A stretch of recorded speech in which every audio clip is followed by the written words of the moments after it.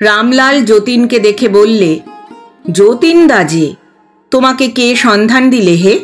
বুড়োটা নিশ্চয়ই বেঁচে থাকতে জ্বালিয়েছে, আবার মরেও যে একটু ফুর্তি করব তার জো নেই। হাড় ভাজা ভাজা করলো। সেদিন এসেছিল, আমি হাঁকিয়ে দিয়েছি, বললাম আমি যা ইচ্ছে করব, তোমার বিষয়ের ভাগ তো পিত্তেশ করিনে যে তোমায় ভয় করব। এখন আমি স্বাধীন। যতীন হেসে বললে, এইভাবে বাঁশ গাছে তেঁতুল গাছে কতদিন কাটাবে?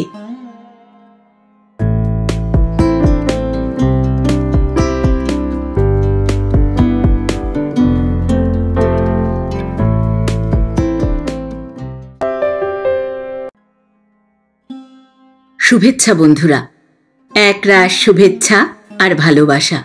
আমি অর্পিতা, আর আপনারা শুনছেন এক ব্যাগ গপ্প ইউটিউব চ্যানেল। বন্ধুরা, শুরুতেই একটা ছোট্ট অনুরোধ, এখনও যারা এক ব্যাগ গপ্প চ্যানেলটি সাবস্ক্রাইব করেননি তাদের উদ্দেশ্যে বলি, আজই চ্যানেলটি সাবস্ক্রাইব করে সঙ্গে থাকুন, উৎসাহ পাবো এগিয়ে চলার। আর যারা ইতিমধ্যেই এক ব্যাগ গপ্প চ্যানেলটিকে আপন করে নিয়েছেন তাদের জানাই আন্তরিক কৃতজ্ঞতা। এক ব্যাগ গপ্প চ্যানেলে আপনি শুনতে পাবেন এমন কিছু ভালো লাগা গল্প, যে গল্পকে জড়িয়ে ধরে বাঁচা যায় আজীবন। নতুন গল্পের নোটিফিকেশন পেতে পাশে বেল আইকনটি প্রেস করে দেবেন বন্ধু। আজ পড়ব শ্রদ্ধেয় কথাসাহিত্যিক বিভূতিভূষণ বন্দ্যোপাধ্যায় রচিত দেবযান উপন্যাসের ৯ম পর্ব। গল্প পাঠ করছি আমি অর্পিতা। শব্দ নির্মাণ করেছেন সাহিত্য সমাহার চ্যানেলের আকাশ। প্রচ্ছদ এঁকেছেন কভারম্যান অভিব্রত। উপস্থাপনায় এক ব্যাগ গপ্প ইউটিউব চ্যানেল। শুরু করছি শ্রদ্ধেয় লেখক বিভূতিভূষণ বন্দ্যোপাধ্যায় রচিত দেবযান উপন্যাসের ৯ম পর্ব। সন্ন্যাসী বললেন, আজকাল কি আহার ছেড়েছ? সন্ন্যাসিনী বললেন, না, কন্দমূল খাই। বেলগাছ আছে আশ্রমের পেছনে অনেক, বেল খাই, সামান্যই আহার। ক্ষেমদাস বললেন, মা, তুমিও কি প্রেম ভক্তির বিপক্ষে? তুমিও নিরস অদ্বৈতবাদী? সন্ন্যাসিনী হেসে বললেন, मत पूछिए, प्रेम भक्ति बहुत कृपा से लाभ होता है। हमारा तो 3 युग गुजर गया, वो वस्तु नहीं मिला। कहाँ मिलेगा बतलाइए महात्मा, कृपा कर, अब दीजिए हमको। ক্ষেমদাস বললেন, আমার শক্তি নেই মা, আমি কবি এই পর্যন্ত, ওসব দেওয়া নেওয়ার মধ্যে আমি নেই।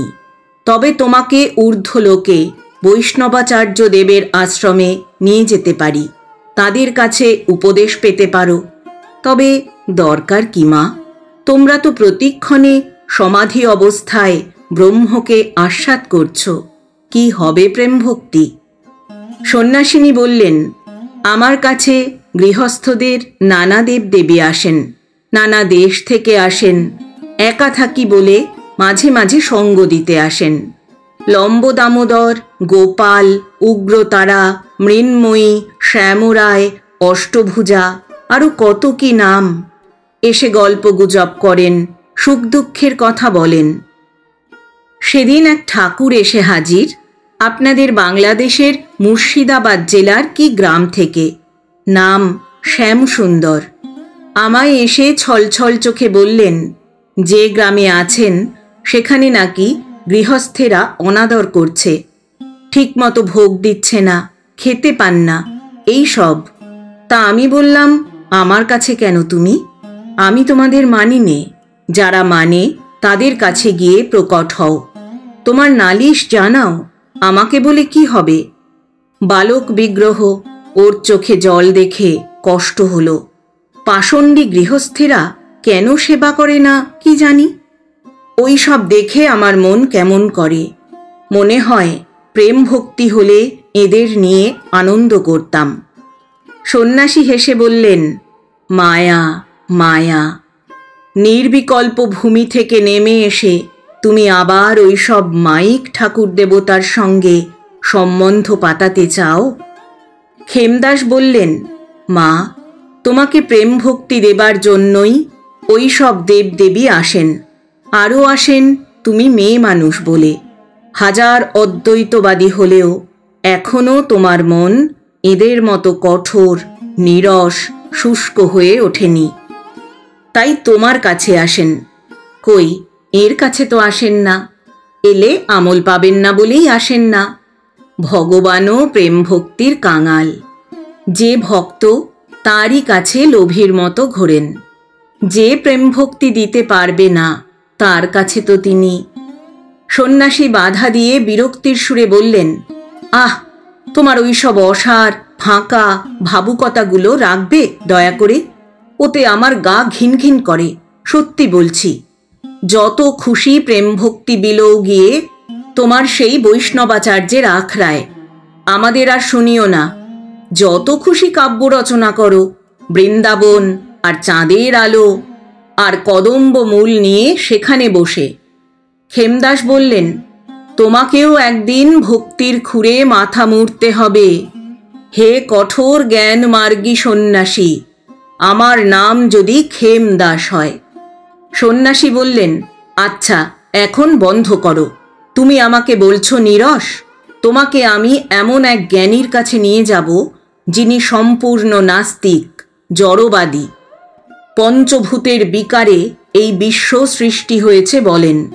ঈশ্বর মানেন না, সৃষ্টিকর্তা মানেন না, আত্মাকে বলেন পঞ্চভূতের বিকার। জড়ের ধর্মে আপনা আপনি সৃষ্টি হয়েছে, আপনা আপনি একদিন লয় হবে, এই মত পোষণ করেন। ক্ষেমদাস বললেন, কে? লোকায়ত দর্শনের কর্তা চার্বাক? সন্ন্যাসী বললেন, চার্বাক নন, তাঁর প্রভাবান্বিত কোনো শিষ্য। ক্ষেমদাস বললেন, কি অবস্থা লাভ করেছেন? সন্ন্যাসী বললেন, স্থাণুবৎ অচলাবস্থা। খুব উচ্চ স্তরেই আছেন, পুরুষকারের বলে উন্নত ভূমি লাভ করেছেন, কিন্তু মুক্তি হয়নি। এর মধ্যে দুবার পৃথিবী ঘুরে এসেছেন। বলেন, এও জড়ের ধর্ম। মুক্তি বলে কিছু নেই, ঈশ্বর মিথ্যা। কাকে তিনি উপাসনা করবেন? পুনর্জন্মে দুঃখিত নন, জন্মান্তরীণ স্মৃতি জলজল করছে মনে। কি অবলম্বনে আছেন? ক্ষেমদাস বললেন। সন্ন্যাসী বললেন, জড়ের ধর্ম পরীক্ষা করেন, তরুণ শিষ্যদের মধ্যে প্রচার করেন। পৃথিবীতে বহু তরুণ দলকে যুগে যুগে প্রভাবান্বিত করছেন জড় ধর্মের একচ্ছত্রত্ব প্রতিপাদনের জন্য। আসক্তিশূন্য উদার পুরুষ। ক্ষেমদাস বললেন, মৃত্যুর পরে দেহ ধ্বংসে আত্মা থাকে দেখেও জড়বাদী? সন্ন্যাসী বললেন, হ্যাঁ, বলেন ওটাও জড়ের ধর্ম। গুটি পোকা দেহ ত্যাগ করে প্রজাপতি হচ্ছে, এও তো দেখা যায়। আবশ্যক কি ঈশ্বরকে টেনে আনবার? ক্ষেমদাস কানে আঙুল দিয়ে বললেন, ওং বিষ্ণু, ওং বিষ্ণু। শুনতে নেই এসব কথা। সন্ন্যাসী বললেন, কেন শুনতে নেই? এই দেখো তোমাদের অনুদারত্ব। আমরা বলি ব্রহ্মই জগতের সব হয়ে আছেন। নাস্তিক যিনি, তিনি ব্রহ্মের বাইরে নন, ব্রহ্মের মধ্যে থেকে তিনি একথা বলছেন। এমন একদিন আসবে, ব্রহ্মজ্ঞান তিনি লাভ করবেন, বাদ পড়বেন না। সন্ন্যাসিনী বললেন, আমারও তাই মত। ক্ষেমদাস অধীরভাবে বললেন, বেশ বেশ, ওসব আলোচনা এখন থাক, চলো যাওয়া যাক। রাত্রি প্রভাত হয়ে এলো, জ্যোৎস্না ম্লান হয়ে আসছে। ওই শোনো, ময়ূর ডাকছে বনে। সন্ন্যাসিনীকে পুনরায় বন্দনা করে সকলে সেই গভীর বন পরিত্যাগ করলেন। কুটিরের আশেপাশে অনেক বন্য দেবকাঞ্চন ফুল ফুটে আছে ম্লান জ্যোৎস্নালোকে। অদূরের শৈলচূড়া শেষ রাত্রের হিম বাষ্পে অস্পষ্ট দেখাচ্ছে। বন্য কুক্কুটের রব রজনীর শেষ জাম ঘোষণা করছে। ক্ষেমদাস আকাশপথে বললেন, কি সন্ন্যাসী, যাবে তো রঘুনাথ দাসের আশ্রমে? সন্ন্যাসী রাজি হওয়াতে ওরা চক্ষের নিমেষে বৈষ্ণবাচার্যের আশ্রমের সামনে এসে পড়ল। ওরা সকলে রঘুনাথ দাসের আসনের দিকে গেল। পুষ্প গেল গোপাল বিগ্রহ দেখতে ও তার প্রাণের ব্যথা গোপালের পায়ে নিবেদন করতে। নীল স্ফটিকের অপূর্ব বিগ্রহের মুখে যেন করুণার হাসি লেগেই আছে। পুষ্প বাইরে এসে দাঁড়ালো। ওই বিরাট অনন্ত বিশ্ব, আকাশের পটে কোটি কোটি নক্ষত্ররাজি, সেই যে সেদিন মহাপুরুষ উপনিষদের বাক্য উচ্চারণ করে শুনিয়েছিলেন, এই ব্রহ্মাণ্ডের আশেপাশে আরও অনন্ত কোটি ব্রহ্মাণ্ড জ্বলছে। সব ব্রহ্মাণ্ডের যিনি অধীশ্বর, সেই বিরাট দেবতা কেন এখানে ক্ষুদ্র বিগ্রহে নিজেকে আবদ্ধ করে রেখেছেন? কিসের টানে কে বলবে? পুষ্প প্রণাম করলে সাষ্টাঙ্গে। সে বিরাটের কতটুকু ধারণা করতে পারে? মেয়ে মানুষ সে অতি ক্ষুদ্র নারী মাত্র। দয়া করে মধুর রূপে ধরা না দিলে সে ক্ষীরোদ সাগরসায়ী মহাবিষ্ণুর কিংবা তার চেয়েও এককাটি সরেশ নিরাকার পরব্রহ্মের কি ধারণা করতে সমর্থ? মন্দিরে প্রণাম করে উঠে ব্যাকুল কণ্ঠে সে প্রার্থনা করলে, হে ঠাকুর, আশা বৌদিদিকে কৃপা করো। এবার যতীনদা ও আশার জন্ম তোমার আশীর্বাদে যেন সার্থক হয়ে ওঠে। আর যেন আশার কুপথে মতি না হয়। হে ঠাকুর, ওর প্রারব্ধ কর্ম এবার যেন ক্ষয় হয়। ওকে দয়া করো। মন্দিরের নিভৃত কুঞ্জতলে অপূর্ব পুষ্প সুবাস, যেন বহু জাতি যুথি মালতী হেনা নাগকেশর একসঙ্গে প্রস্ফুটিত হয়েছে। সন্ন্যাসী ও খেমদাস শ্বেত প্রস্তরের চত্বরে বৃক্ষতলে বসে রঘুনাথ দাসের সঙ্গে আলোচনা করছেন। রঘুনাথ দাস বলছেন, আপনি আমার বিগ্রহটি দর্শন করে আসুন, আপনার ভক্তি হবে। উনি ভক্তি আকর্ষণ করেন। আপনার আগমনে আমার আশ্রম আজ ধন্য হয়ে গেল। কিছুকাল এখানে থাকুন। সন্ন্যাসী বললেন, আপনি মহাপুরুষ, আপনার নিকটে থাকব এ তো পরম সৌভাগ্য। তবে এবার নয়, আমি ঘুরে আসব, বিগ্রহ দর্শন করে আসি। বিগ্রহ দর্শন করে একটু পরেই তিনি ফিরলেন। বললেন, আপনার বিগ্রহ দেখছি বড় বিপজ্জনক বস্তু। সত্যি আমাকে উনি আকর্ষণ করছেন। আমায় বললেন, আমায় কেমন লাগছে? আমি বললাম, আমি তোমাকে মানি না, একরকম জোর করে চলে এসেছি বলে আপন মনেই হাসতে লাগলেন। রঘুনাথ দাস বললেন, আমার গোপাল আপনার ভক্তি আকর্ষণ করতে চাইছেন, আপনি দেবেন না? সন্ন্যাসী বললেন, ক্ষমা করবেন আচার্যদেব, আমার সংশয় যেদিন ছিন্ন হবে সেদিন এসে আপনার আশ্রমে দীক্ষা নেব প্রেম ভক্তির। এখন ওসব আমি পুতুল পুজোর সমান মনে করি। রঘুনাথ দাসের প্রশান্ত মুখমণ্ডলে মৃদুমন্দ হাসি ফুটে উঠল। ঈষৎ দর্পভরে বললেন, আমার গোপালের ক্ষমতা থাকে আপনাকে তিনি ভজাবেন। পুতুল কি কথা বলে? আপনি ব্রহ্মবিদ, ভেবে দেখুন, আপনার মতো ভক্ত উনি চাইছেন। ব্রহ্মভূমি থেকে নেমে এসে ভগবানের লীলাসঙ্গী হয়ে থাকুন। আপাতত আমায় একটি গুরুভগ্নী প্রেম ভক্তির জন্য ব্যাকুল, তাকে দিন দয়া করে। সন্ন্যাসী বললেন। রঘুনাথ দাস বললেন, কোথায়? সন্ন্যাসী বললেন, সম্প্রতি দেহে বর্তমান আছেন। মহানদীর তীরের বনমধ্যে তাঁর আসন। পরমাত্মার দর্শন পেয়ে ধন্য হয়েছেন। বহুকাল থেকে দেহধারিণী। আপনি আহ্বান করলে তিনি এখানেই আসবেন। রঘুনাথ দাস বললেন, আমি অকিঞ্চন, আমার কি সাধ্য প্রেম ভক্তি দিই? গোপাল দেবেন। পুষ্প এই সময়ই হঠাৎ জানু পেতে বসে করজোড়ে বিনীত কণ্ঠে বললে, ওই সঙ্গে আমাকেও দিন আচার্যদেব, আমার একমাত্র অবলম্বন।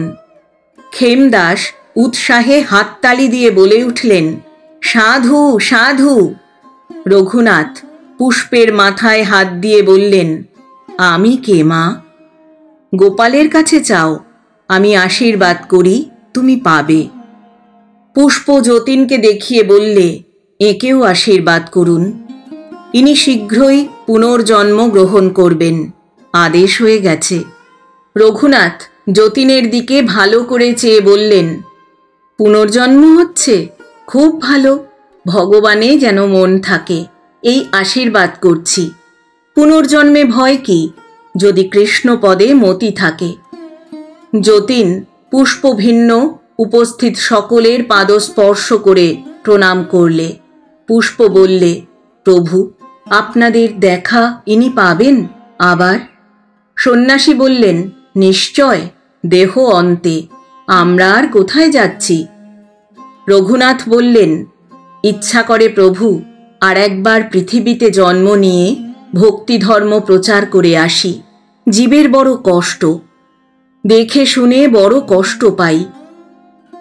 জীবের মঙ্গলের জন্য প্রয়োজন বুঝলে একবার ছেড়ে শতবার যেতে প্রস্তুত আছি। সেদিন মহাপ্রভুকে বলেছিলাম, উনি বললেন, এখন পৃথিবীতে অন্য সময় এসেছে, লোকজনের অন্য প্রকার মতি, এখন আমাদের পূর্বের পন্থায় কাজ হবে না। গ্রহদেব বৈশ্রবণ এই বিষয়ে সেদিন মহাপ্রভু ও আরও ঊর্ধ্বলোকের কয়েকজন মহাপুরুষের সঙ্গে পরামর্শ করেছেন। তারা বলেন, পৃথিবী এখনো তৈরি হয়নি। গ্রহদেব বৈশ্রবণ কয়েকজন শক্তিমান আত্মা পাঠাচ্ছেন পৃথিবীতে। এরা ধ্বংস ও দুর্দৈব আনবেন পৃথিবীতে গিয়ে। পৃথিবী আলোড়িত হবে, লোকের দৃষ্টি ঊর্ধ্বমুখী হবে। ভোগবাদ ও জড়বাদের অবসান না হলে জীবের মঙ্গল নেই। ঢেলে সাজাতে হবে গোটা পৃথিবীটাকে।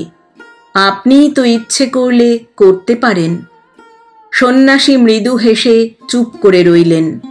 যতীন অসতর্ক মুহূর্তে সবিস্ময়ে বলে উঠল, কে ইনি? ক্ষেমদাস বললেন, হ্যাঁ ইনি, অসাধারণ শক্তিশালী পুরুষ। ওরা গ্রহদেবের সমান, ইচ্ছামাত্র সৃষ্টি স্থিতি প্রলয় ঘটাতে পারেন। ব্রহ্মসূত্রে বলেছে, মুক্ত পুরুষের সমস্ত ঐশ্বর্য সংকল্প মাত্র উদয় হয়। সন্ন্যাসী হেসে বললেন, ঝোঁকের মাথায় একটু বেশি বললে কবি। শঙ্করাচার্য কি বলেছেন প্রণিধান করো, মুক্তের ভোগ ঈশ্বরের সমান হয়, শক্তি কি তার সমান হয়? ক্ষেমদাস বললেন, আমি ঈশ্বরের কথা বলিনি, গ্রহদেবের কথা বলেছি। সন্ন্যাসী বললেন, গ্রহদেব শক্তিমান বটে, কিন্তু ঈশ্বরের বিনা অনুজ্ঞায় তিনি কিছুই করতে পারেন না। ক্ষেমদাস বললেন, সৃষ্টি স্থিতি প্রলয় করতে সমর্থ কিনা? সন্ন্যাসী হেসে বললেন, হ্যাঁ, কিন্তু ঈশ্বরের অনুমতিক্রমে। ক্ষেমদাস বললেন, আপনি? সন্ন্যাসী বললেন, না, আমার ওপর সে ভার নেই, আমি আদার ব্যাপারী। সৃষ্টি স্থিতির খোঁজে আমার দরকার কি? সৃষ্টি বলছই বা কাকে? নির্গুণ ব্রহ্ম যখন দেশ ও কালের সীমার মধ্যে নিজেকে প্রসারিত করেন, তখন তাকে বলে সৃষ্টি। পূর্ণনাভ যেমন নিজের দেহ নিঃসৃত রস তন্তুরূপে প্রসারিত করে। রঘুনাথ দাস বললেন, মহাপুরুষ ক্ষেমদাস ঠিকই বলেছেন, আপনি পারেন সব, অসাধারণ শক্তি আপনাদের। সেই শক্তি নিষ্ক্রিয় অবস্থায় কোনো কাজে আসছে না। ভগবানের দাস ভাবে ভক্তভাবে তাকে সেবা করে সেই শক্তির সদ্ব্যবহার করুন, কিংবা পৃথিবীর বা অন্য গ্রহলোকের জীবকুলের সেবা করুন। জীবের সেবায় স্বয়ং ভগবান তার পার্শ্বচরদের নিয়ে সর্বদা নিযুক্ত। আপনি মহাজ্ঞানী, আপনাকে আমি কি উপদেশ দেব? সন্ন্যাসী বিনীতভাবে নমস্কার করে বললেন, আপনার আদেশ শিরোধার্য। যতীন অবাক হয়ে ভাবলে, এত বড় লোক, কিন্তু কি অদ্ভুত বিনয় এদের। সত্যি বড় ভালো লাগছে। ক্ষেমদাস হঠাৎ বলে উঠলেন, বৃন্দাবনে আরতি হচ্ছে গোপাল মন্দিরে, আমি আর থাকতে পারবো না, চলো। আজও পৃথিবীতে সুন্দর জ্যোৎস্না। বৃন্দাবনের বনপথে আলো ছায়ার খেলা দেখে ওরা সবাই মুগ্ধ। শহরে ইলেকট্রিক আলো জ্বলছে, মোটর যাচ্ছে ধুলো উড়িয়ে, লোক গিজগিজ করছে। চানাচুরওয়ালা সুর করে মোড়ে দাঁড়িয়ে সওদা ফিরি করছে। গোপালের মন্দিরের আরতির সময় কত অশরীরী ভক্ত, কত জ্যোতির্ময় আত্মা সেদিনকার মতো মন্দিরের মধ্যে উপস্থিত। অনেকে স্বর্গীয় পুষ্প বিগ্রহের অঙ্গে বর্ষণ করতে লাগলেন আরতির সময়। পুষ্প চেয়ে দেখতে দেখতে ওদের মধ্যে করুণা দেবীকে দেখে চমকে উঠল। আরও একটি দেবী আছেন ওর সঙ্গে। দুজনে মন্দিরের এক কোণে সাধারণ গৃহস্থ ঘরের নারীদের মতো শান্তভাবে দাঁড়িয়ে আরতি দর্শন করছেন। পুষ্পকে তারা ডাকতেই সে কাছে গেল। পুষ্প দেখলে অপরা দেবীটি তাঁরই পূর্ব পরিচিতা প্রণয় দেবী। প্রণয় দেবী বললেন, অনেক দিন তোমায় দেখিনি, আরতি শেষ হয়ে যাক, বাইরে চলো, কথা আছে। সঙ্গে সঙ্গে পুষ্পের মনে পড়ল কেবলরাম কুণ্ডুর কথা। প্রণয় দেবীর অনেক দিন দেখিনি এই কথাতে ওর মনে পড়ল। সেই নিম্ন স্তরের বিষয়াসক্ত আত্মাকে সে দাদু বলে ডেকেছে, অথচ অনেক দিন তার কাছে যাওয়া হয়নি বটে। তাকে আজ এখনই বৃন্দাবনে এনে গোপাল মন্দিরে আরতি দেখাতে হবে। ধন্য হয়ে যাবে কেবলরাম। স্বর্গমর্তের মিলন দৃশ্য এভাবে দেখার সৌভাগ্য আর তার হবে না। আচ্ছা, আশা বৌদিকে আনলে হয় না? ধন্য হয়ে যায়, উদ্ধার হয়ে যায় একদিন এসে। করুণা দেবীকে সে কথাটা জিজ্ঞাসা করলে। দেবী বললেন, আশার আধ্যাত্মিক বুদ্ধি এখনো সুপ্ত, গভীর ঘুমে আচ্ছন্ন সে, দেখেও দেখবে না। অত সহজে পাপী উদ্ধার হয় না পুষ্প। তাহলে আমরা বসে থাকতাম না, নরক উজাড় করে পাপী হাজারে হাজারে এখানে নিয়ে এসে ফেলতাম। পুষ্প লজ্জিত হল। প্রণয় দেবী বললেন, তোমাদের তিনজনের ওপর আমার দৃষ্টি বহু জন্ম আগে থেকে রেখেছি। এখনো অনেক গতাগতি বাকি ওদের দুজনের। পুনর্জন্ম ভিন্ন আশার আত্মা কিছুতেই কর্ম ক্ষয় করতে পারবে না। তুমি ব্যস্ত হও না পুষ্প, যা করবার তিনিই করবেন, আমরা তাঁর দাসী মাত্র। পুষ্প ওদের অনুমতি নিয়ে চক্ষের নিমেষে কেবলরামের স্তরে এসে দেখলে বৃদ্ধ সেখানে নেই। তবে বোধহয় আবার কুরুলে বিনোদপুরে ওর ছেলেদের আড়তে গিয়ে বসেছে। কিন্তু একা যেতে পুষ্পের বড় ভয় করে। পৃথিবীর স্থূল স্তরে নিম্ন শ্রেণীর দুষ্ট আত্মাদের উপদ্রব বড় বেশি। এরা অনেক সময় দেহধারী ও বিদেহী সকলকেই বিপদে ফেলবার চেষ্টা করে। বৃন্দাবনে ছিল এতক্ষণ, পৃথিবীর হলেও সে একটা পবিত্র দেবস্থান। ওখানে প্রেতজনির উপদ্রব খুব কম। ভগবানের নাম স্মরণ করে সে কুরুলে বিনোদপুরে কুণ্ডুদের গদিতে এসে দেখে বৃদ্ধ কেবলরাম তার বড় ছেলে বিনোদের পাশে হাতবাক্স সামলে বসে আছে। সন্ধ্যার সময় হাঁটুরে খরিদ্দারের ভিড় দোকানে। বিনোদের দুই কর্মচারী হেঁকে বলছে, দুজোড়া ফুলন শাড়ি, 6 নম্বর। বিনোদ খাতায় টুকতে টুকতে মাথা তুলে বলছে, টাকা না লোট? খরিদ্দার বলছে, আগে লোট কুণ্ডু মশাই, 2 মন পাট বেচলাম রামতেলির আড়তে, সব লোট দেলে। লোট এখন কনে ভাঙাতে যাই আপনাদের দোকান ছাড়া। বাবু কিছু কম নেন দামটা। বিনোদের কিছু বলবার পূর্বেই তার পার্শ্বপবিষ্ট কেবলরাম বলে উঠল, ওতে লাভ নেই 1 পয়সাও, তুমি পুরনো খদ্দের বলে শুধু কেনা দামে দেওয়া। পুষ্প বুঝতে পারলে এ অতি কপট কথা। বৃদ্ধের মন বলছে, জোর পিছু 1.5 টাকা লাভ হয়েছে এই পাড়াগাঁয়ে মূর্খ খদ্দেরের কাছে। এই সময় বিনোদ বললে, যাও 2 আনা কম দাওগে জোড়ায়। তুমি পুরনো খদ্দের, তোমার সঙ্গে অন্য রকম। কেবলরাম পুত্রের ওপর চটে উঠে বললে, তবেই তুমি ব্যবসা করেছ। খদ্দেরের এক কথায় অমনি জোড়ায় 2 আনা ছাড়। অবশ্য ওর কথা দোকানদার বা খরিদ্দার কেউ শুনতে পেল না। পুষ্প ওর পাশে গিয়ে ডাকলে, ও দাদু। পুষ্পের কণ্ঠস্বর শুনে বৃদ্ধ চমকে উঠে ওর দিকে চাইলে। পুষ্প হাসি মুখে বললে, আচ্ছা, কেন এই সন্ধেবেলা বসে মিথ্যে কথাগুলো বেমালুম কইছো দাদু? ছি। কেবলরাম অপরাধীর ন্যায় উঠে দাঁড়ালো। পুষ্প বললে, আবার তুমি এই দোকানে এসে বসে আছো? পৃথিবীর আসক্তি তোমার গেল না? কি হবে তোমার দোকান পসার আর খদ্দেরে? টাকার লাভ লোকসানেই বা তোমার কি হবে? কেবলরাম বিষণ্ণভাবে বললে, যাই কোথায় দিদি বলো? এই গদি আর আড়ত ছাড়া গত 50 বছর আর কিছু চিনিনি। কোথাও ভালো লাগে না। এখানটাতে এলে পুরনো অভ্যেসের বশে আড়তের কাজ করে যাই, নইলে কি করি বলো? তুমি তো দিদি দর্শন দাওনি কতদিন। পুষ্প বললে, আচ্ছা, এখনই চলো আমার সঙ্গে, দেরি করো না, বেরিয়ে এসো। মুহূর্তের মধ্যে কেবলরামকে নিয়ে পুষ্প গোপাল মন্দিরে গেল। ধূপ ধুনার সুগন্ধি ধুমে মন্দিরের গর্ভগৃহ ভরে গিয়েছে। আরতি তখনও পূর্ববৎ চলছে। 5 মিনিটের জন্য মাত্র পুষ্প অনুপস্থিত ছিল। কেবলরাম পুষ্পের কৃপায় সজ্ঞান অবস্থায় আছে। জ্যোতির্ময় মহাপুরুষদেরও সে দেখে ভয়ে সম্ভ্রমে আড়ষ্ট হয়ে গিয়েছে। সন্ন্যাসীর তেজপুঞ্জ দেহকান্তির দিকে আড়ে আড়ে চেয়ে দেখলে।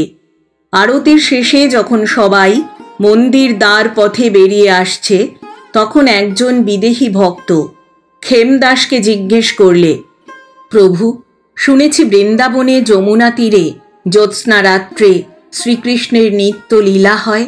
আমি কি দেখতে পাবো? আমি এখানে নতুন এসেছি।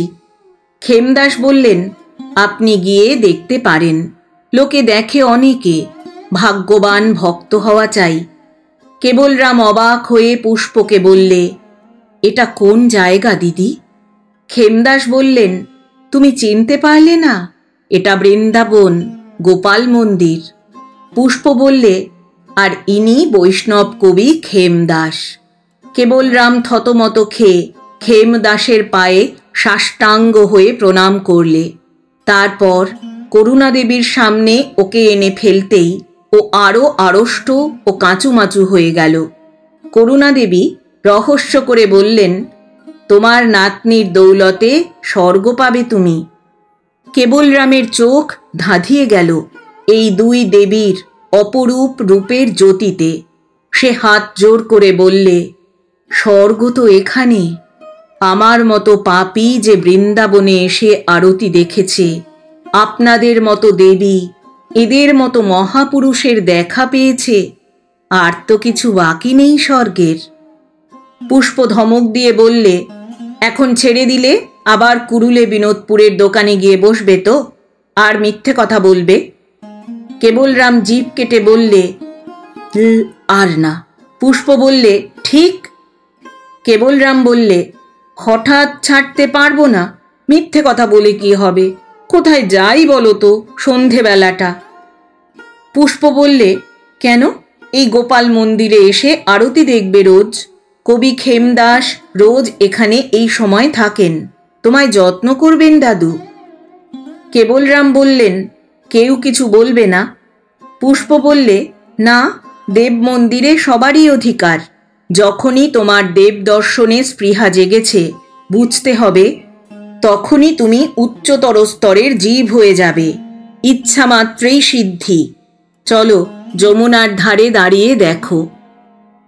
ওরা চিরঘাটের কাছে যমুনার তীরে এসে জ্যোৎস্নালোকে কিছুক্ষণ বসল। ওদের সঙ্গে সঙ্গে করুণা দেবী ও প্রণয় দেবীও এলেন। কেবলরাম সরল লোক, ওর মনে কেমন এক ধরনের ভক্তির উদয় হল। যমুনার দিকে চেয়ে ওর 2 চোখ বেয়ে জল পড়তে লাগল। করুণা দেবীকে বললে, মা, আমার কি পুণ্য ছিল পূর্বজন্মের? বৃন্দাবন, যমুনার তীর, আপনাদের মতো দেবীর দেখা পাওয়া আজ আমার কি হলো তাই ভাবছি। করুণা দেবী বললেন, কেবল রামকে রেখে এসো পুষ্প, তারপর আমাদের পৌঁছে দেবে। পুষ্প হেসে বক্রদৃষ্টিতে অদ্ভুতভাবে চেয়ে বললে, আমি পৌঁছে দেব আপনাদের? কেন ঠাট্টা করেন বলুন তো? ফেরবার পথে কেবলরাম বললে, তোমায় কি যে বলি দিদি, তুমি সাক্ষাৎ দেবী, নইলে এত দয়া। যেখানে নিয়ে গিয়েছিলে আমার 14 পুরুষের ভাগ্যে নেই সেখানে যাই। একটা কথা দিদি বলছি, আমার নাতি রামলাল আজ 2 বছর হলো এখানে এসেছে পৃথিবী থেকে। তোমায় বলতে লজ্জা হয়, সম্প্রতি রসুলপুরের এক বাগদি মাগির পিছু পিছু ঘুরছে 6 মাস। সে যদি জল আনতে যায় ও তার পিছু পিছু যায়, সে যদি রান্নাঘরে রাঁধে ও পাশে বসে থাকে। অন্য সময় সেই মাগির বাড়ির উঠোনে এক তেঁতুল গাছে দেখো দিন রাত বসে। কত ধমক দিলাম, কথা শোনে না। একটা উপায় করো তুমি লক্ষ্মীটি। সে মাগি ওকে দেখতেই পায় না, ওর ঘুরেই সুখ। এ কি বন্ধন বলো দিকি দিদি, ওই তো নরক। তুমি দেবী, ওকে তুমি বাঁচাও এই নরক থেকে। গভীর রাত্রিকাল। পুষ্প একা সন্ন্যাসিনীর আশ্রমে দেখা করতে গেল। ওকে দেখা পর্যন্ত কি এক অদ্ভুত আকর্ষণ অনুভব করছে ওর প্রতি। না দেখা করে যেন ও থাকতে পারছে না। সন্ন্যাসিনী ওকে দেখে হাসি মুখে অভ্যর্থনা করলেন, বললেন, আপনি সেদিন এসেছিলেন না? পুষ্প বললে, হ্যাঁ মা, আপনার দর্শনে পুণ্য, তাই দেখতে এলাম। সন্ন্যাসিনীর প্রজ্ঞানেত্র উদ্ভাসিত, সুতরাং পুষ্পকে স্থূল আবরণে নিজ দেহকে আবৃত করতে হয়নি। সন্ন্যাসিনী বললেন, আপনি বিদেহী, পৃথিবীর ফলমূল নিয়ে অতিথি সৎকার করতে পারলাম না, ত্রুটি মার্জনা করবেন। পুষ্প লজ্জিত হয়ে বললে, ও কথা বলে আমায় অপরাধী করবেন না মা, আমি কত ক্ষুদ্র। সন্ন্যাসিনী হেসে বললেন, আপনি ক্ষুদ্র কে বললে? আপনি এখানে আসবেন আমি সমাধিতে জেনেছি। আপনি আমার প্রেম ভক্তি শিক্ষার উপায় করবেন। পুষ্প সবিস্ময়ে বললে, আমি? সন্ন্যাসিনী বললেন, বিশ্বের ভগবান কাকে দিয়ে কি কাজ করান তা তো বলা যায় না। পুষ্প বললে, মা, আপনার বাড়ি কোথায় ছিল? পিতামাতা কে ছিলেন? জানবার বড় কৌতূহল হচ্ছে। সন্ন্যাসিনী বললেন, আমার দেশ ছিল পাঞ্জাবে। অল্প বয়সে আমি দীক্ষা নিই, বিবাহ হয়নি, চিরকুমারী। নানা স্থানে ঘুরে অযোধ্যায় আসি। সেখানে সে সময় মাঠের মধ্যে গাছের তলায় এক সিদ্ধ মহাপুরুষ বাস করতেন। সকলে তাকে পাগলা বাবা বলতো। পাগলের মতো থাকতেন। তিনি আমায় দয়া করে যোগ দীক্ষা দেন। যে সন্ন্যাসীর সঙ্গে সেদিন আপনারা এসেছিলেন, ওরও গুরু তিনি। পুষ্প বললে, তিনি আছেন কোথায় এখন? সন্ন্যাসিনী বললেন, প্রায় 50-60 বছর হলো তিনি দেহ রেখেছেন। তিনি যে কতকালের লোক কেউ জানত না। আমি কখনো তাকে সে প্রশ্ন করিনি। এখন বিদেহী অবস্থায় ব্রহ্মলোক প্রাপ্ত হয়েছেন। জীবনমুক্ত মহাপুরুষ ছিলেন। মাঝে মাঝে এখনো দেখা দেন। তিনিই বলেছিলেন, তুমি নারী, তোমাকে প্রেম ভক্তি শিখতে হবে। অদ্বৈত ভূমি থেকে নেমে তোমাকে লীলারস আস্বাদ করতে হবে। তাই অপেক্ষায় আছি। আপনি যে আসবেন তাও তিনি বলেছিলেন। পুষ্পের চোখ বেয়ে দর দর ধারে জল পড়ল। মনে মনে ভাবলে, ভগবানের কি খেলা! আমার মতো নিতান্ত দীনহীনা অতি সামান্য মেয়ে মানুষের ওপর তাঁর কি অসীম অনুগ্রহ! এ কি অদ্ভুত কাণ্ড! কখনো তো এমনি ভাবিনি। ও বললে, আপনার কাছে সেই ঠাকুরেরা আর এসেছিলেন? সন্ন্যাসিনী বললেন, হ্যাঁ, দেখুন ওই এক কাণ্ড। কেন আমার কাছে? মৃন্ময়ী বলে এক দেবী সেদিন এসেছিলেন। কোন গ্রামে ভাঙা মন্দিরে থাকেন। কতক্ষণ গল্প করে গেলেন। তার সাধ নতুন মন্দির কেউ প্রতিষ্ঠা করে।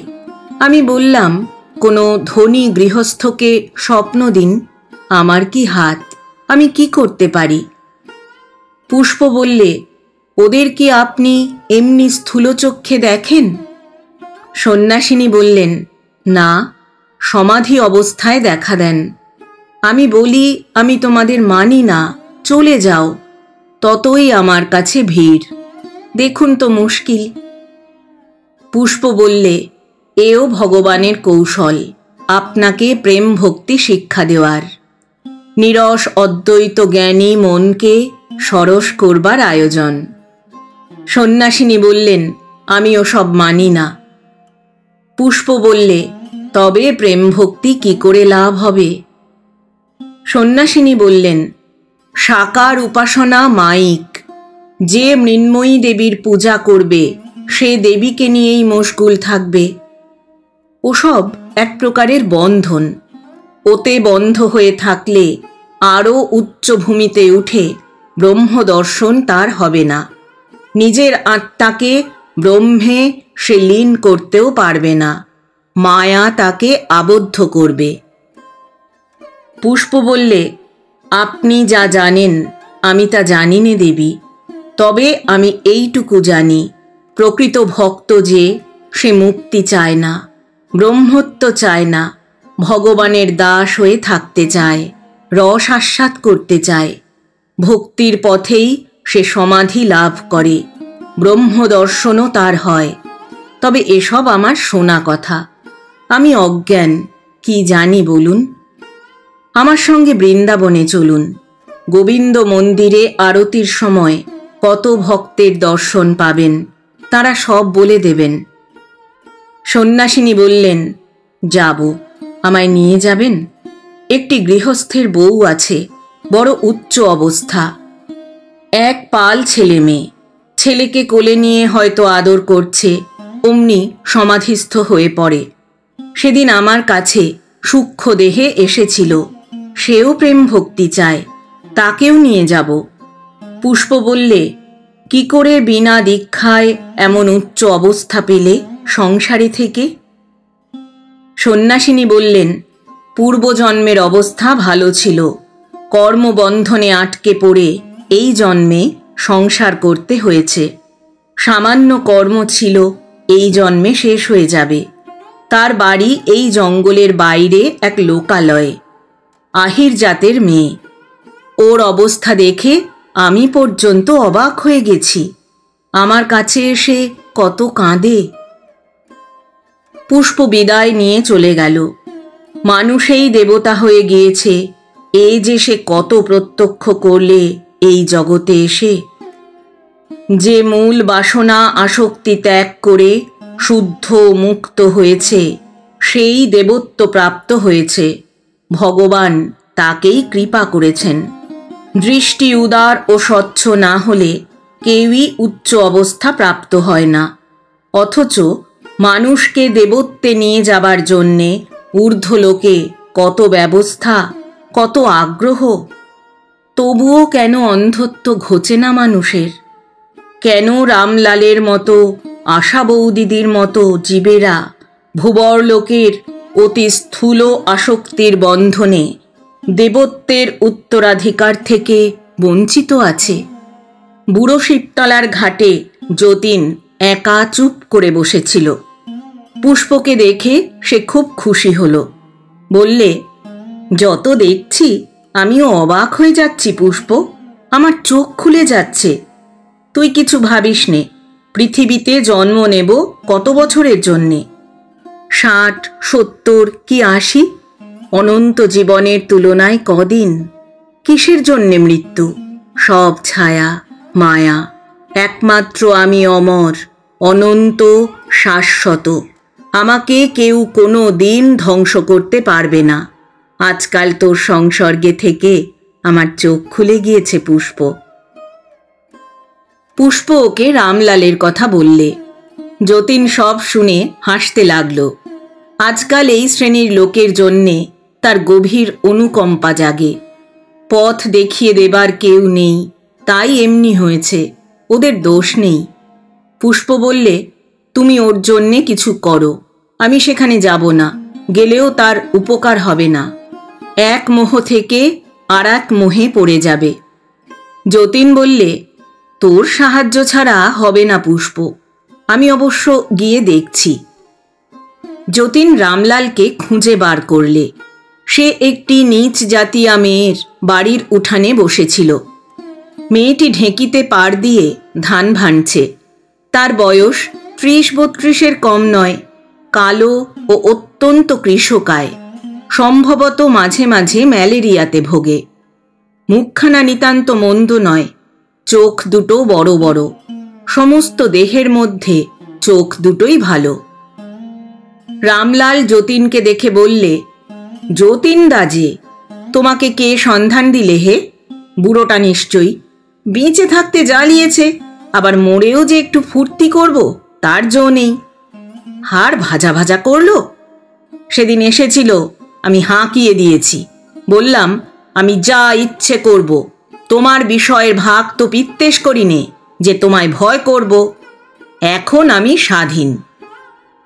যতীন হেসে বললে, বুড়োর দোষ নেই, সে তোমার ভালোর জন্যই সন্ধান দিয়েছে। এইভাবে বাঁশ গাছে তেঁতুল গাছে কতদিন কাটাবে? রামলাল বললে, দিব্যি আছি, দোহাই তোমার, তুমি আর লেকচার ছেড়ো না। কিন্তু এতে তোমার লাভটা কি? কেন এর পেছনে পেছনে ঘুরছ? যতীন বললে। রামলাল বললে, আমার দেখেই সুখ। ওর নাম সোনামণি। সোনামণি ধান ভানে, আমি ওই খুঁটির পাশে দাঁড়িয়ে দাঁড়িয়ে দেখি। আমতলার পুকুর ঘাটে নাইতে যায় একা একা, আমি সঙ্গে যাই। যতক্ষণ না নাওয়া হয় আমি নোনা গাছে বসে বসে দেখি। রাত্রে ও রাঁধে, আমি রান্নাঘরের কোণে চুপ করে বসে থাকি। বেশ চমৎকার দেখতে সোনা। অমন চেহারা ভদ্রলোকের ঘরে হয় না। শরীরের বাঁধুনি কি? আমি তো কোনো অনিষ্ট করছি না কারো, বসে থাকি এই মাত্র। যতীন বললে, নিজের অনিষ্ট নিজেই করছো, ওপরে উঠতে পারবে না। পৃথিবীর বন্ধনে আবদ্ধ থাকবে। থাকবো থাকবো, বেশ ফুর্তিতেই আছি। আমি ওপরে উঠতে চাই নে, নিচেও নামতে চাই নে। সজ্ঞে টজ্ঞে তোমরা থাকো গিয়ে। আর ওই বুড়োটা যে দোকানের গদিতে বসে আছে দিন রাত, তাতে বুঝি দোষ হয় না? ওটাকে পারো তো তোমাদের সজ্ঞে নিয়ে যাও টেনে। আমাকে ছেড়ে দিয়ে যাও এখানে, বেশ আছি। কেন আর জ্বালাও দাদা, বেঁচে থেকে এতটা আনন্দে থাকিনি। বেঁচে থাকতে এমন করলে আমায় ওর স্বামী লাঠি নিয়ে তাড়া করত। এ বেশ আছি, কেউ টের পায় না। রামলাল বললে। যতীন বললে, চলো আমার সঙ্গে এক জায়গায়, তোমাকে নিয়ে যাব। রামলাল বললে, আমায় মাপ করো ভাই, সোনামণিকে ফেলে আমি কোথাও যাব না। যতীন বললে, এখনই আমার সঙ্গে চলো, যাবে? রামলাল যতীনের ইঙ্গিতে সোনাবাগদিনীর বাড়ির উঠোন থেকে অল্প দূরে একটা বাঁশ ঝাড়ের তলায় গিয়ে দাঁড়ালো।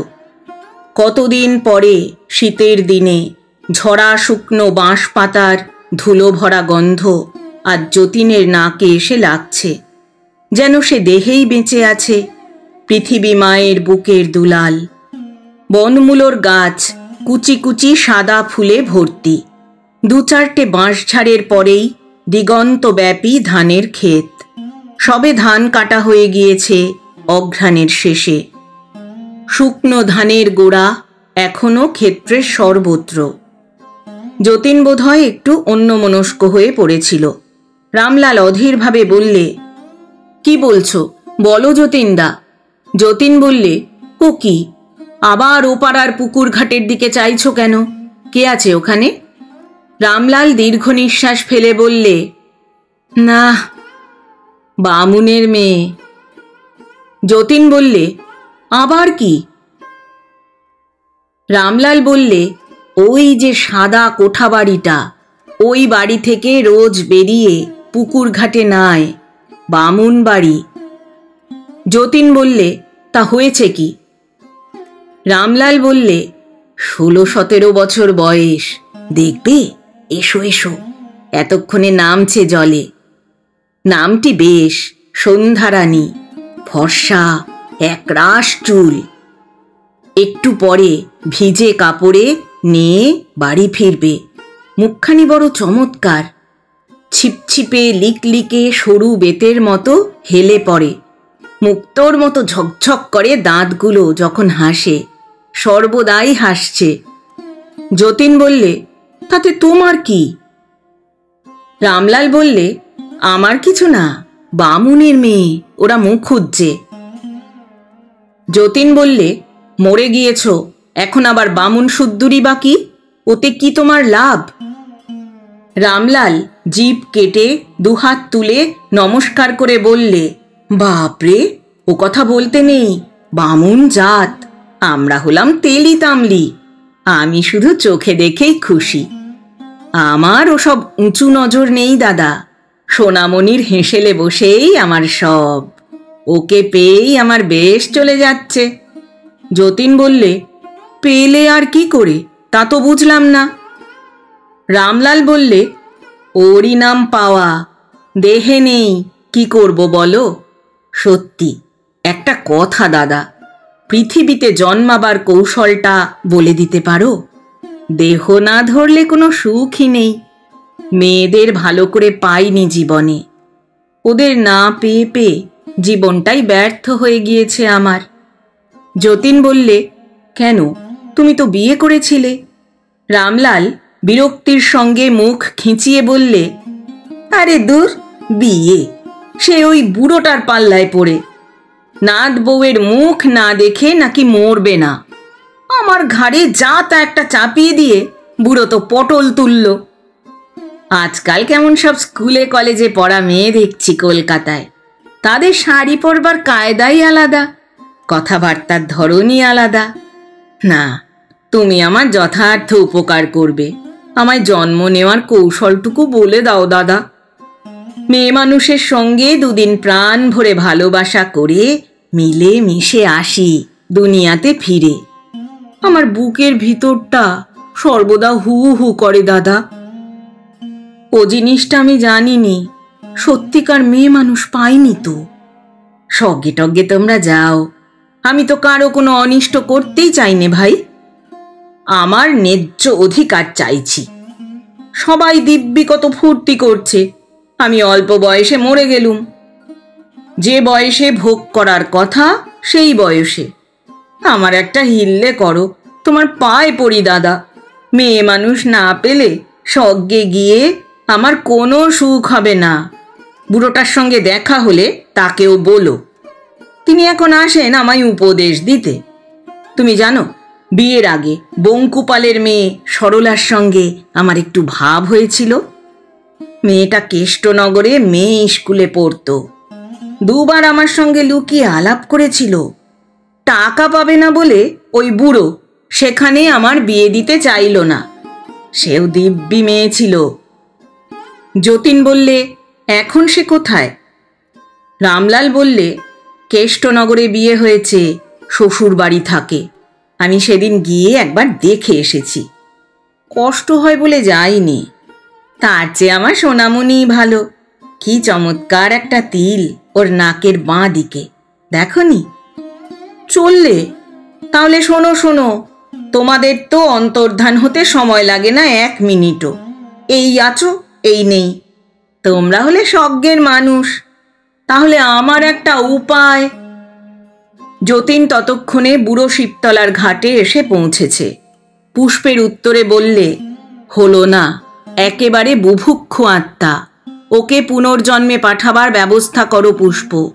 মেয়ে মানুষের কথা বলতে অজ্ঞান, ভোগ না করলে ওর নারীতে আসক্তি যাবে না। পুষ্প হেসে বিজয়িনীর মতো দর্পিত সুরে গ্রীবা বাঁকিয়ে বললে, স্বর্গে মেয়ে মানুষের অভাব? যদি বলো আজই তাকে দেখিয়ে দিয়ে আসি কাকে মেয়ে মানুষ বলে।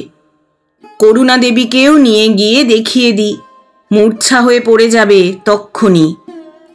যতীন মুগ্ধ দৃষ্টিতে ওর বিদ্যুল্লতার মতো অপূর্ব কান্তির দিকে চেয়ে বললে, তুমিই যথেষ্ট, আর তাকে নিয়ে যেতে হবে কেন? মূর্ছা তো দূরের কথা, একদম পাগল হয়ে যাবে, ক্ষেপে যাবে, কিন্তু তার দরকার নেই। বিভ্রান্তই করে দেওয়া হবে, উপকার কিছু হবে না তাতে। পুষ্প কৃত্রিম রাগের সুরের রেশ তখনও টেনে বললে, না, আমার রাগ হয়েছে শুনে যে সে মূর্খ বলে স্বর্গে নারী নেই। নারীকে খুঁজতে যেতে হবে পৃথিবীতে? যতীন বললে, তোমরা চোখ ধাঁধিয়ে বেচারিকে পাগল করেই দিতে পারো, কিন্তু সে যা চায় তা দেবে কোথা থেকে? ওকে পাঠিয়ে দাও পৃথিবীতে। একজোড়া আগ্রহ ভরা কালো ভ্রমর চোখের চাউনি ওর দরকার হয়েছে। পুষ্প বললে, আচ্ছা যতুদা, আমি যদি ওকে একেবারে আজন্ম ব্রহ্মচারী সন্ন্যাসী করে দিতে পারি? যতীন বললে, জন্ম নেওয়ার পরে? পুষ্প হাসি হাসি মুখে বললে, হ্যাঁ, নয়তো কি এখানে? যতীন বললে, কিলিয়ে কাঁঠাল পাকানোর দরকার কি? আত্মাকে তার স্বাভাবিক পথে, তার স্বাভাবিক গতিতে যেতে দাও। এই কথাটি আশা বৌদির বেলা তুমি এতদিন বুঝতে চাইতে না যতুদা, অপরের বেলাতে বেশ বুঝলে। পুষ্প বললে। যতীন চুপ করে রইল। ওপারের হালি শহরের শ্যামাসুন্দরীর মন্দিরে সন্ধ্যার আরতির ধ্বনি শোনা গেল। গঙ্গার বুকে সান্ধ্য আকাশের প্রতিচ্ছবি। সেদিন আশা একা পাথরের ওপরে বসে খুব কাঁদছিল। একজন বিকটাকৃতি সাধু পুরুষের সঙ্গে তার দেখা হয়েছিল একদিন এই মরুভূমিতে ও পাহাড়ের দেশে। তিনি ওকে বলেছেন, পৃথিবীর মৃত্যুর পরে 7 লোক, প্রত্যেক লোকে আবার 7টা স্তর। প্রত্যেকবার মানুষকে মরে নতুন দেহ ধরে নতুন স্তরে জন্ম নিতে হয়, ইত্যাদি। আশার মাথায় ওসব জটিলতা ঢোকে না। এক এক সময়ে সে বেশ বুঝতে পারে সে মরেই গিয়েছে বটে, কিন্তু মরেও তো নিস্তার নেই। 2 বার তো মরা যায় না, না হয় আবার চেষ্টা করে দেখত। কোথায় গেল মা, বাবা, স্বামী, ছেলে, মেয়ে? এ কি বিশ্রী জীবন! না আছে আশার আলো, না আছে আনন্দ, না আছে ভালোবাসা, স্নেহ, দয়া। কেন মিছে বেঁচে থাকা? অথচ মরতেও তো আর পারে না। এ কি বন্ধন! সেই যে একদিন স্বামীকে সে দেখলে, যেন তার পুরনো শ্বশুর বাড়ির ঘরে সে গেল। কথাবার্তা বললে স্বামীর সঙ্গে। কি অদ্ভুত আনন্দে দিনটা কেটেছিল, যত অল্প সময়ের জন্যেই দেখা হোক না কেন। না, কোথায় কি যে সব হয়ে গেল ওলট পালট। সংসার গেল ভেঙে। সে হলো অল্প বয়সে বিধবা। কত আশার স্বপ্ন দেখেছিল সে বিয়ের রাত্রে, সব মেয়েই দেখে। কেন তার ভাগ্যে এমন হলো? এই এক জায়গা, এমন ভয়ঙ্কর স্থান সে কখনো দেখেনি। মাঝে মাঝে ওর চারিধারে অন্ধকার ঘিরে আসে, মাঝে মাঝে আলো হয়। গাছ নেই, পালা নেই, পাথর আর বালি, চারিদিকে উঁচু উঁচু পাথরের ঢিবি মতো। যত দূর যাও কেবল এমনি, মানুষ নেই, জন নেই। মাঝে মাঝে কিন্তু অতি বিকট আকারের 2-1 লোক দেখা যায়। অসহায় স্ত্রীলোককে একা পেয়ে তাদের মধ্যে 2 বার 2 জন আক্রমণ করতে ছুটে এসেছিল। একবার কে এক দেবী কোথা থেকে এসেছিলেন, তার নাম পুষ্প, বৌদিদি বলে ডেকেছিলেন তার মতো সামান্য মেয়েকে, তাকে উদ্ধার করেন। আর একবার কেউ রক্ষা করতে আসেনি, একা ছুটতে ছুটতে সে এক পাহাড়ের গুহায় ঢুকে গেল। আশ্চর্যের বিষয়, যে তার পিছু পিছু আসছিল সে তাকে আর খুঁজে পেলে না। গৃহস্থের মেয়ে, গৃহস্থ ঘরের বউ, এ কি উৎপাত তার জীবনে! কি জানি, সেদিন শ্বশুর বাড়িতে কিভাবে যে সে স্বামীকে দেখেছিল, সেই থেকে তার মন অন্য রকম হয়ে গিয়েছে। কেবলই স্বাদ হয় আবার সেই শ্বশুর বাড়ির ভাঙা কোঠার ঘরে সে তার ছোট্ট সংসার পাতবে। বাঁশবাগানের দিকের রান্নাঘরটিতে বসে বসে কত কি রান্না করবে, ডাল, মোচার ঘণ্ট, শুকতুনি, কই মাছের ঝোল মানকচু দিয়ে।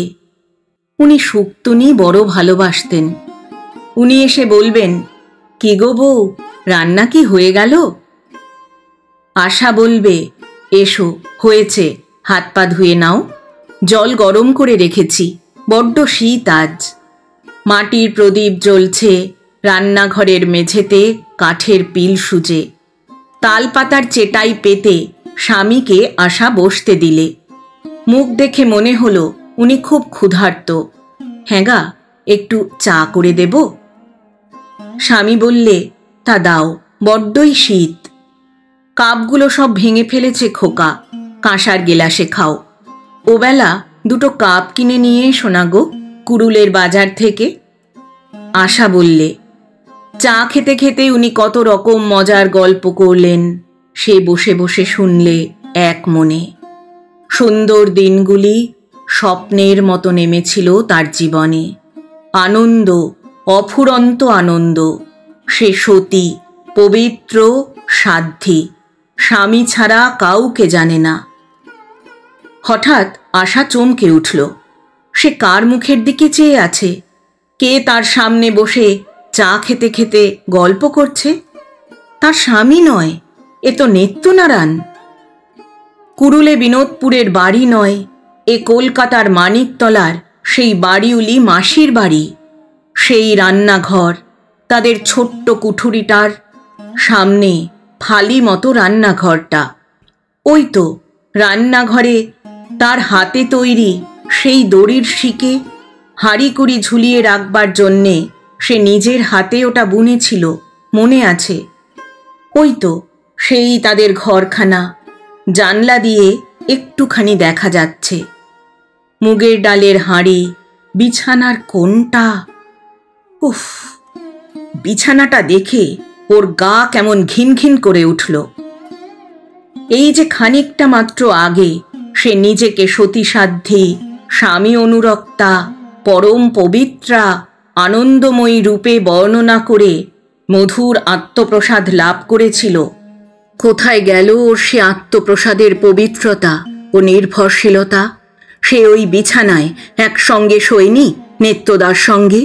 এই পুরু ঠোঁটওয়ালা, চোখের কোণে কালি, ইন্দ্রিয়াসক্ত নেত্যদা, যার মুখ দিয়ে এই মুহূর্তে এখনই মদের গন্ধ বার হচ্ছে, যার অত্যাচারে তাকে আফিং খেয়ে যন্ত্রণায় ছটফট করে মরতে হয়েছিল।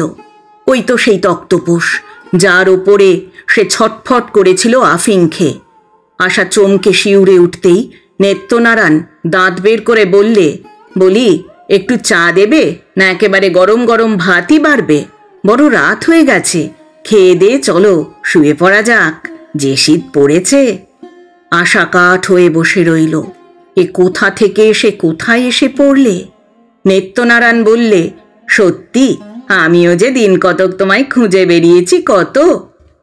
তারপর আশার মুখ দিয়ে আপনা আপনি বেরুল, কি তারপর? নেত্যনারায়ণ বললে, তারপর কে যেন টেনে নিয়ে এলো আমায় এইখানে। উফ, সে কি আকর্ষণ! আমি বলি, কোথায় যাচ্ছি? তারপরেই দেখি আমি একেবারে বাড়িউলি মাসির বাড়িতে, মানিকতলায়, একেবারে তোমার কাছে। চলো গিয়ে শুই গে যাই, রাত হলো অনেক। বিরক্তি, ভয়, হতাশা ও অপবিত্রতার অনুভূতিতে আশার সর্বশরীর যেন জ্বলে উঠল আগুনের মতো। সে যে এই মাত্র তার শ্বশুর বাড়ির সেই পবিত্র কোঠা বাড়িতে তার স্বামীর সঙ্গে ছিল, প্রথম বিবাহিত জীবনের সেই স্মৃতিমধুর রাত্রির ছায়ায়। কেন এই অপবিত্র কলঙ্কিত শয্যা প্রান্তে তার আহ্বান? এ কি নিষ্ঠুরতা! ও বলে উঠল, আমি যাব না, তুমি তো আমায় ফেলে বাড়ি পালিয়েছিলে, কেন আবার এলে তবে? আমায় ছেড়ে দাও, আমি যাব না ঘরে। নেত্যনারায়ণ ঝাঁঝালো সুরে বললে, যাবে না শুতে? তবে কি সারা রাত এখানে বসে থাকতে হবে নাকি? আশা বললে, আমি আর মানিকতলায় নেই, আমরা মরে গিয়েছি, তুমি আর আমি দুজনেই। চলে যাও তুমি আমার কাছ থেকে, তুমিও মরে গিয়েছ। নেত্যনারায়ণ অবাক হয়ে বললে, কি যে বলো তুমি, ঠাট্টা করছো নাকি? এই দেখো, সেই মানিকতলায় আমাদের ঘর, চিনতে পারছো না? যাবে কোথায় নিজেদের আস্তানা ছেড়ে? খেপলে নাকি? চলো চলো। আশা কলের পুতুলের মতো ঘরের মধ্যে গিয়ে বিছানাটিতে শুয়ে পড়ল। ওর সর্বশরীর ঘৃণায় রি রি করছে, বমি হয়ে যাবে যেন এক্ষুনি। সমস্ত দেহ মন যেন অপবিত্র হয়ে গিয়েছে ওর। সকালে উঠে গঙ্গায় একটা ডুব না দিয়ে এলে এই ভাব যেন যাবে না। যাবে সে গঙ্গা স্নানে, ভোরে উঠেই যাবে বাড়িওলি মাসিকে নিয়ে। নেত্যনারায়ণ ঘরে ঢুকে দোরে খিল বন্ধ করে দিলে। আশা অসহায় আর্তসুরে বলে উঠল, ও কি, খিল দিলে যে? নেত্য ওর দিকে চেয়ে কড়া নিরস কণ্ঠে বলে উঠল, কি ন্যাকামি করছো সন্ধে থেকে? সরে সৌ, ওপাশে যাও। আশা বিদ্রোহিণীর ভঙ্গিতে বিছানাতে উঠে বসে বললে, খিল খুলে দাও বলছি, আমি থাকবো না এই ঘরে, আমি তোমার সঙ্গে থাকবো না এক ঘরে, বাড়িউলি মাসির সঙ্গে শোবো। নেত্যনারায়ণ ভীষণ রেগে আশার চুলের মুঠি ধরে বিছানায় ঘুরিয়ে ফেলে দিয়ে বাঁচখাই সুরে বললে, তোর মেয়ে মানুষের না নিকুচি করেছে? ভালো কথার কেউ নও তুমি। যত বলছি রাত হয়ে গিয়েছে, শুয়ে পড়ো। তোমার হাড় ভেঙে চূর্ণ করব বেশি নেকুগিরি যদি করবি। ভুলে গিয়েছিস নেত্যনারায়ণকে? হাত ধরে একদিন বেরিয়ে এসেছিলি, মনে নেই? সেদিন কে আশ্রয় দিত তোকে? আমি যদি এখানে না আনতাম? কোন বাবা ছিল তোর সেদিন? আশা বললে, খবরদার, বাবা তুলো না বলছি, আমি চলে যেতে চাই এখান থেকে। নেত্যনারায়ণ বললে, তবে রে বেঈমান মাগি, তোকে মজা না দেখালে? কথা শেষ না করেই নেত্যনারায়ণ আশাকে আথালি পিথালি কিল চর মারতে লাগল। খাট থেকে মেঝের ওপর ফেলে দিলে তলপেটে লাথি মেরে। কেউ নেই কোনো দিকে। আশা মেঝের ওপর গড়িয়ে পড়ে ডুকরে কেঁদে উঠল। আর তো অসহায় সুরে, ওর বেদনার্ত পশুর মতো চাপা রুদ্ধ চিৎকারে মানিকতলার বাড়িউলি মাসির বাড়িটা কেঁপে উঠছিল যেন। কেন এমন হলো? সে যে ভালো হতে চেয়েছিল, সে যে সব ভুলতে চেয়েছিল, সে যে শ্বশুর বাড়িতে গিয়েছিল প্রথম যৌবনের বিবাহিত দিনের স্মৃতিমধুর অবকাশে, সেই মাধবী রাত্রির শুভ আহ্বান কেন এই কলঙ্কিত বাড়ির কলঙ্কিত শয্যা প্রান্তে উপপতির নিষ্ঠুর আহ্বানে পরিণত হল? হা ভগবান!